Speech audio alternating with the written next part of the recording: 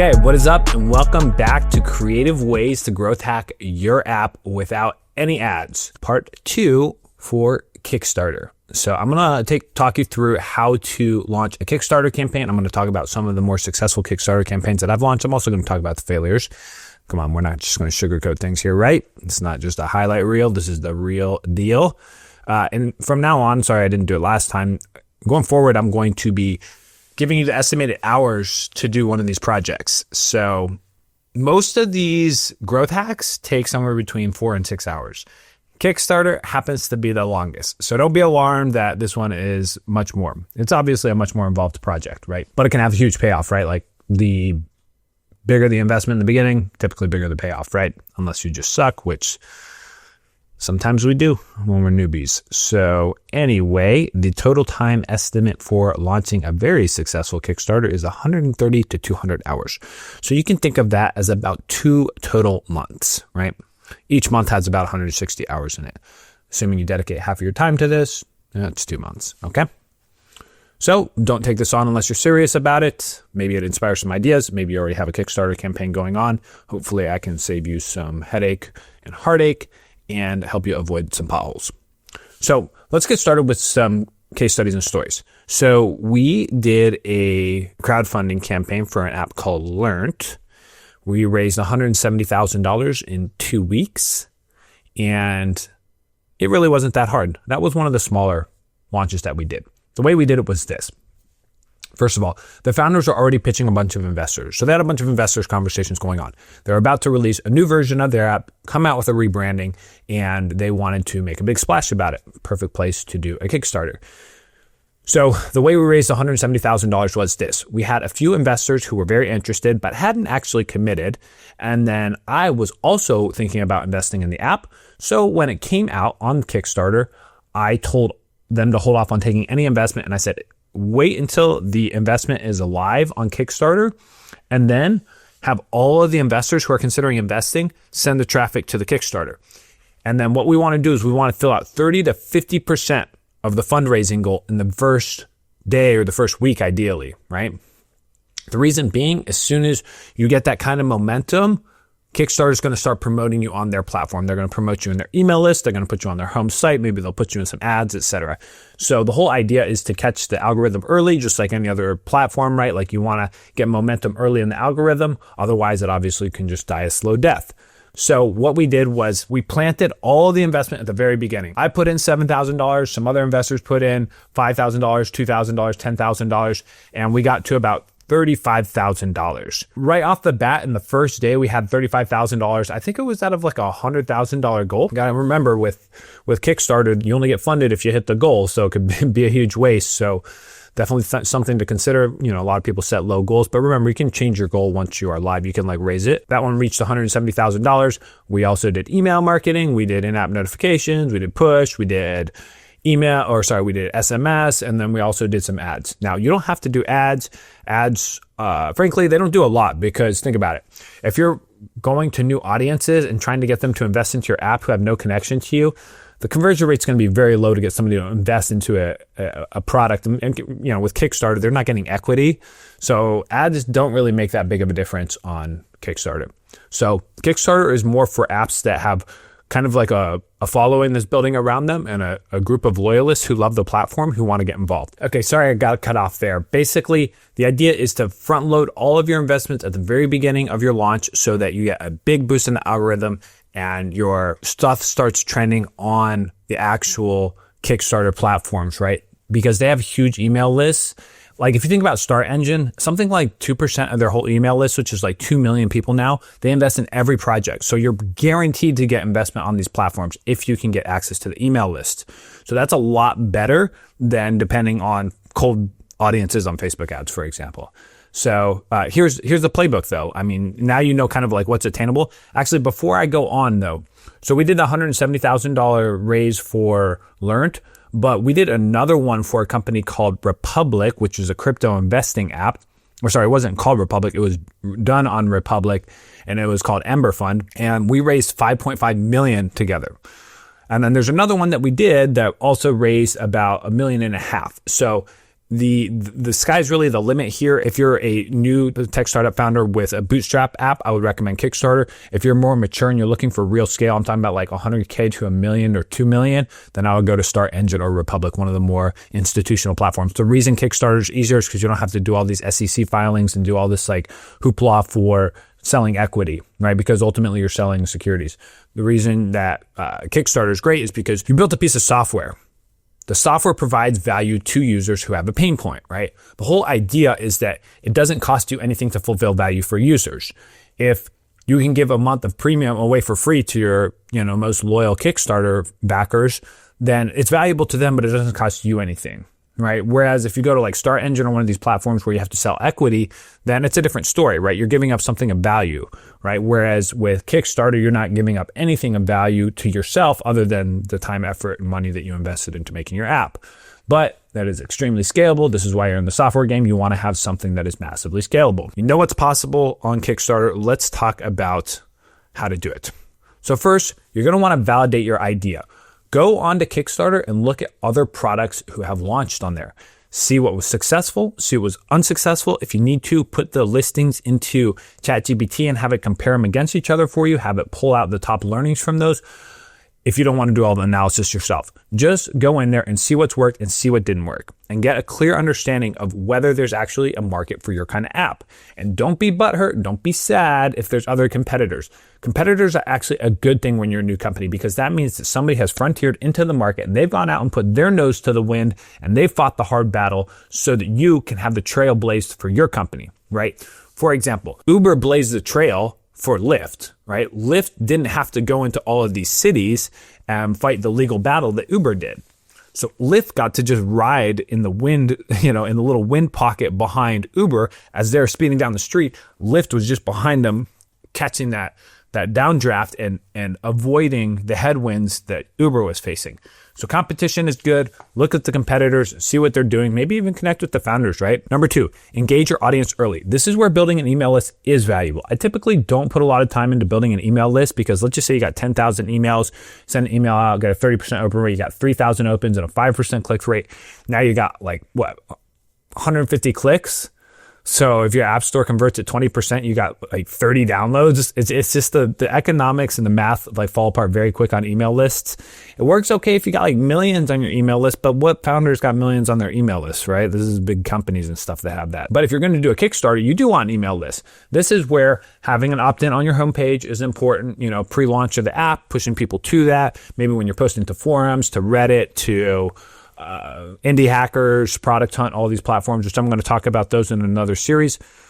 But this is where you build up your email list and you start building an audience before the launch. Now, building an audience for a brand is very difficult, even if you have a really cool ass brand. So I actually recommend that you do it on your personal brand, kind of like I'm doing, right? Like I put my face out here, I go and do my own content. And people connect with me and trust me, and they also it's a single voice that they can listen to.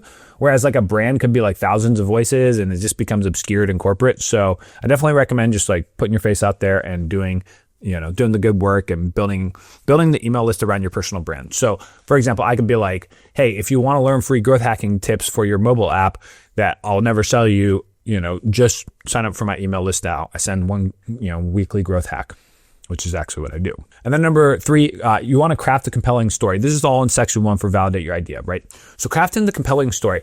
Every founder story is important, and it's especially important on Kickstarter. If you ever watched a really good Kickstarter video, you notice that it's very emotional. It's almost like a soap opera, right? It's like a drama series. It's this rags to riches story, or this dude who got injured in an accident. Now he's handicapped and he built this solution for his knee because he couldn't walk. So those really heart-wrenching stories, the really gripping stories, that's what connects with people at an emotional level. Remember, people buy on emotion and they justify with logic, right? So you're actually trying to sell their emotion more than their logic. And this is a mistake I made for years, right? I was just so practical and rational about hey, here's the value you get, here's what it's going to cost you. Nowadays, I'm much more about selling on emotion and selling on value, right? So getting people connected with me, sharing my authenticity, giving them my honest heart, me producing these podcasts, I don't make money directly from this. I do it because I want to help founders, right? I want to give you guys ideas. It's not like you have to pay to listen to this. It's not like I have ads running or anything. This is just about me getting value to you with the hope that if I'm depositing into your bank account week after week, one day you'll say, hey, that guy really helped me. Maybe you'll open a door for me. Maybe you'll make an introduction for me. Maybe you'll be the next investor in my company. I don't know. But think about it from that perspective. So you're going to want to craft a storyline that really connects with your audience, right? So again, this is something where I would just do research on how to write a good story. If you don't know, about the story arc and stuff like that, maybe read up on the story arc and how to kind of set the framing and the context and, build out a whole storyline. But that I would say if there's one most important piece of the Kickstarter campaign, it's your story. And then how that story converts into a video. Your personal story can be like the script that becomes your sizzle reel for the post or for the actual Kickstarter. All right, number 2, plan your campaign. Set a realistic funding goal, keep it attainable. Most app campaigns raise somewhere between $10,000 and $100,000. So I would recommend somewhere around $20,000 to $30,000 if you want to make an attainable target. Really, that's not that hard to get. Like for Viral App Launch to launch your app to 10,000 users, we charge $50,000 including everything. Our services are about $25,000 and ads are about $20,000. So that's like a 6 month, 10,000 user launch. So if you can raise $50K, one, we can work together, but 2, you can actually get to that next funding milestone because 10,000 users gets you to raising a seed round or a family and friends investment round. So that's a very key investment milestone is 10,000 users. And that's the whole reason that we do it. And that's also why we do 20 investor introductions. So I would recommend probably somewhere between 30 and 50K. And then we'll talk about how you get that done in a second. But number 2, offer strong rewards, early access, lifetime discount, VIP features, exclusive content. Remember what I said earlier, your app is a mechanism for delivering value that costs nothing to you, but it's extremely valuable to the users. So this is what you have to offer people. Don't offer them financial incentives. Don't offer them a bunch of swag. Offer them stuff that comes off of the value you've already created for your app. So what I would recommend is having a founding member campaign, right? So having a group of members who get like exclusive access to all the features, they get lifetime pricing, or maybe they get, if they back your Kickstarter with $500, $1,000, they get a lifetime access, and treat those founding members like your loyalists. These are also your beta audience, or the people you can go to and talk to and be like, hey, what should we do to improve the app, or what bugs are you experiencing, things like that. That first audience is really important, and that first like 200 to 500 people, I would be really highly connected with them. And that's where the rewards are valuable because you'll get, somewhere between like 100 and 500 backers, maybe more. And they'll become your loyalists or your super fans. They're putting their money behind you, right? Like these are people who you need to show love and support to as well because they've obviously supported you. All right, create a launch timeline. Plan 30 to 60 days of pre-launch marketing. I would say 30 days of pre-launch marketing. Spend 60 days total planning the campaign and then launch at the 30-day mark for 30 more days and just build up the anticipation, right? So be posting on your socials, be posting your email list, post on LinkedIn, all that kind of stuff. Step 3, create a high converting Kickstarter page. You've heard me say this 100 times. I'm just going to go through it quick. A strong headline and hook, get the attention in the first 5 seconds. The whole job of the hook is just to get them to read the next line. You don't need them to read the whole damn page. You don't need to tell the whole damn story. Just get them to read the next line. So hook, subhead, body, right? So the hook needs to get them to read the subhead needs to get them to read the body content. Engaging video, this is another important one. Keep it under 2 minutes, show the app in action. Now, video production has become very easy and cheap these days. Obviously, I'm here filming in my home studio. It's really not that hard. Editors, you can find them for a dime a dozen. So do a damn good video. Find somebody who has a cinematic editing style. Give them some good inspiration, and since you've already written a really strong story, you can use that as the underpinning for that video. Clear benefits. Focus on why the backers should care. This is a really important one. It seems kind of like obvious, but think about the emotional connection that these people have. You're solving problems for other people who had the same challenge as you, right? So you understand their emotions. You understand what it was like going through it. So when I'm talking about my struggle as a founder and I want to connect with somebody like you, a lot of the journey and a lot of the experiences that I've had, you've experienced them as well. For example, spending money on marketing and not making any ROI back because we're just acquiring users, right? That's a struggle that every founder knows. So I can always connect by sharing my own personal stories around that. So that's what I want you to do when you talk about the benefits is like, I was in your position and I, created this product to solve it for people like you.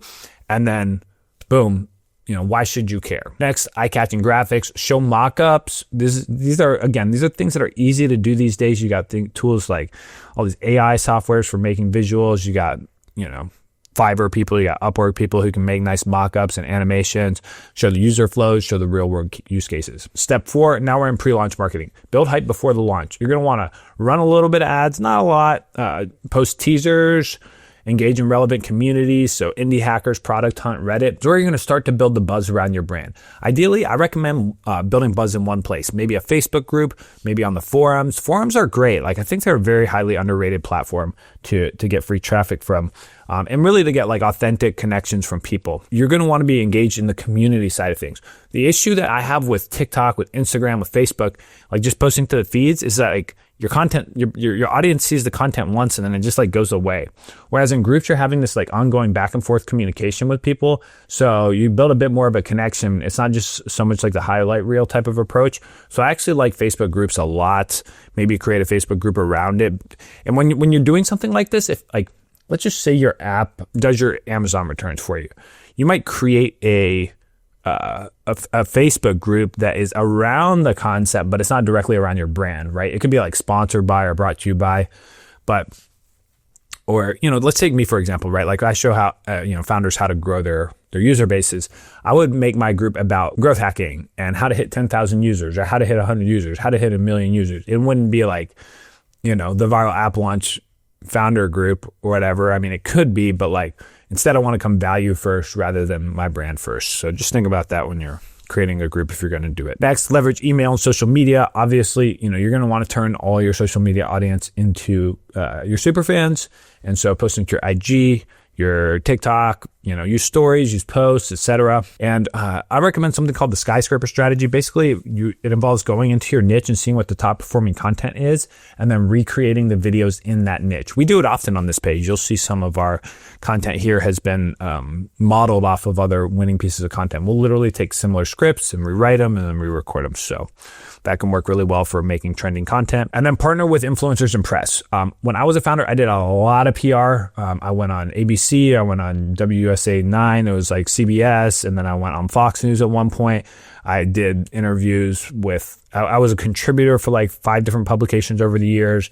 I got covered by those publications. I got covered by different publications because I was a writer and I was able to do this story for story type of stuff. Highly recommend that. Also hit up influencers, if you got an influencer who's a fanatic about shoes and you have a sneaker app, hey, maybe he'll help you out. Maybe he's a homie and he'll do something for you, All right, step 5 is to launch, right? So this is where you got to drive traffic to your page aggressively. Email blasts, paid ads, organic social media shares, get those influencers to post, get your partners, any friends who are influencers, get them to post about it.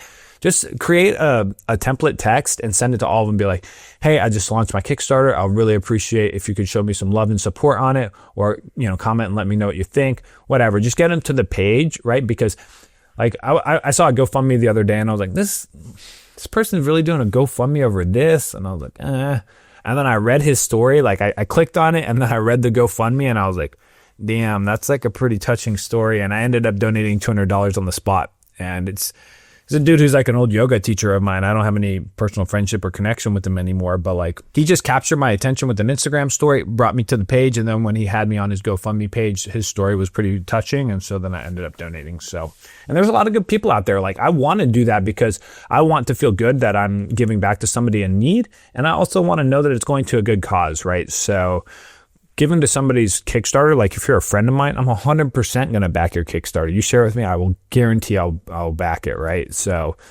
may not be thousands of bucks, but it'll be something meaningful, right? I'm not going to be a cheap ass and give you $20 or $50. Now, once you've started driving traffic, so your email list, your social media, etc., you want to be posting to that very, very regularly, and you want your friends to be posting about it. You want your influencers, your partners, investors, whoever else.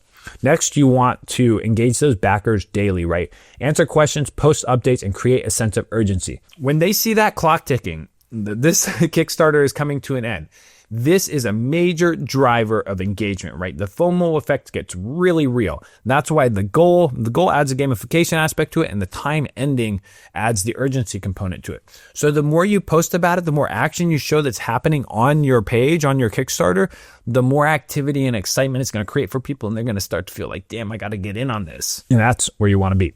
So that means posting updates regularly, engaging with the community, talking to the people who are backing you and showing them some love. Come on, dude, they're showing you some love too, right? Like, return it. And then leverage stretch goals. So at this point, you can offer additional features and upgrades for the members who donate more if your funding surpasses the goal. So for example, if we pass $100,000 mark, everybody gets a year of free access to premium, or everybody gets premium features for life, or everyone becomes a founding member, or I don't know, come up with something, right? So it's always best if you can give away something that's free to you, valuable to the users, and that's where the premiums come in, or maybe in-app purchases, things like that. So now you know the roadmap for executing a badass Kickstarter campaign. The last step is post-campaign execution. So 1, deliver the rewards on time. Keep your backers happy and turn them into long-term users. Don't just forget about them. Don't just hit it and quit it and then, call them a cab and they're gone forever, right?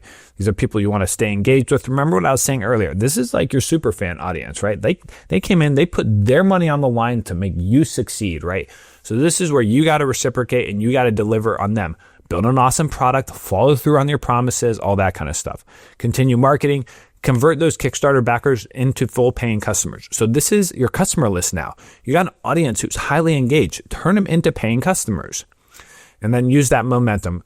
Leverage a Kickstarter success to attract investors and secure App Store traction. When it comes to securing investors, the social proof that you get from doing a Kickstarter campaign is incredibly valuable because basically it shows that other people have taken the risk to invest in this startup and they don't even get equity, right? So for this other investor who's evaluating the opportunity, you got 100 other people who just invested in this opportunity. It's great social proof. So this can basically become your pitch deck, right? You can just send it to the investor and be like, dude, check this out, right? That's my thoughts on it. I think you could easily get more investment after that. And that's what we've typically done. Whenever we've done a raise, it's like been the foundation for another raise. Because, if we did a Kickstarter for 30 to 50,000, maybe $100,000, that's not going to get us to being a multi-million user company, but it might get us to raising $1 million. So a couple pro tips here. Kickstarter algorithm loves early traction. That's why I said, get everybody who is considering investing, get them to invest on day one. Send out a mass text to all your closest friends and be like, dude, please invest today. Don't invest yesterday. Don't invest tomorrow. Invest today. Aim to get 30 to 50% funded in the first 48 hours to increase your visibility on the platform. And encourage backers to pledge on day one after the early bird rewards. All right, so that is how you do a Kickstarter campaign and you crush it. You can make 100,000, 200,000, 5 million, that's all possible. And this is the roadmap that I've used to do Kickstarters in the past. And this isn't something that we do at the company. It's just something that we help a lot of these startups with, and it can work really well. So I highly recommend it. And it doesn't require you to grow with ads. So it solves the deal. All right, guys, thanks for listening. I'll see you in the next episode.